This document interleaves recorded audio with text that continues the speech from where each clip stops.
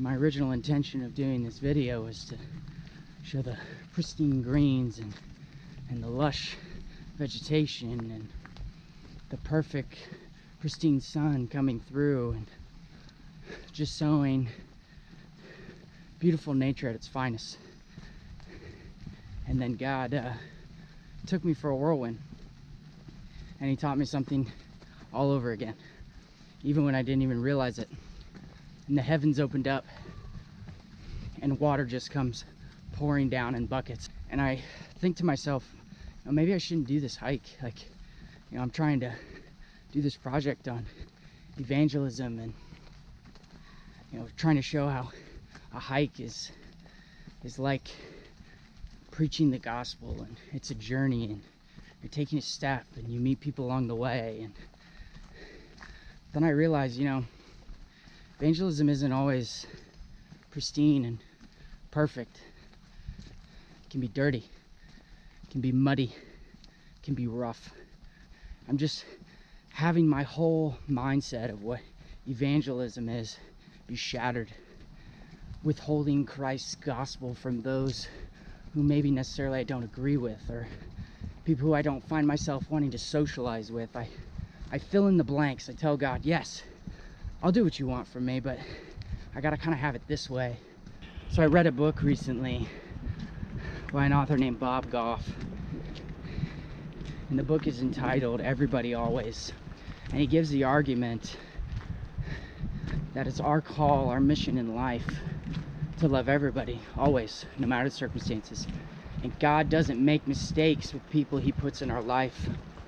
When I think of the gospel and I think of the good news, and I think of myself, sometimes I want to rob that news from people because I'm busy.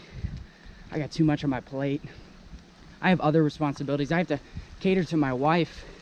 I have school I have to do. God's looking for those vessels, those people who are willing to open themselves up and to share the good news of Christ. And how many times do I rob God the opportunity to be glorified for my own selfish reasons? You see, on a hike, you have an end destination. And when I think of evangelism in the gospel, I think of my end destination. I think of me standing before God, him looking at me and saying, well done, my good and faithful servant.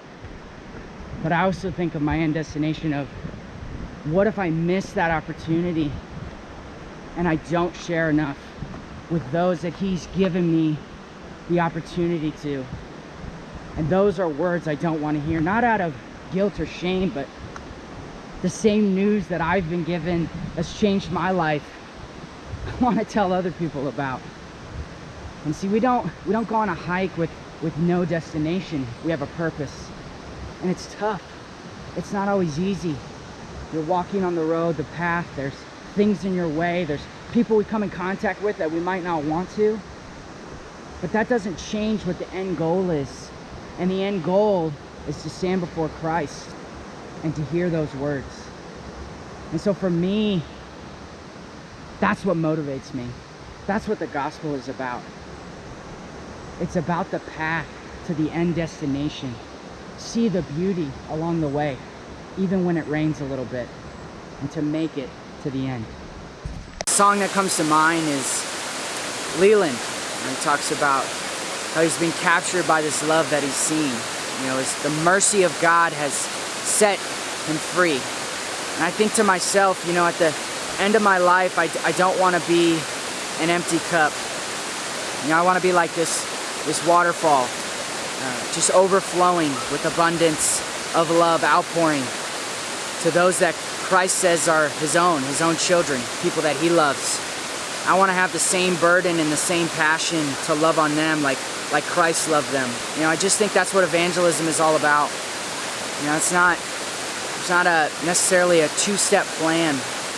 There's techniques that we can learn, and we need to be biblically sound, of course, and teach the right gospel and not give a false sense of security. But ultimately, Christ said, love your neighbor as yourself and love me. Those are the two things that I want my life to be marked by. So I'd encourage you, Don't waste your life. And remember, if you really want to make a difference, you have to lose your life. Pour into others. Encourage others. Tell them about the saving power that Jesus can give them in their life. I promise you, you won't regret it.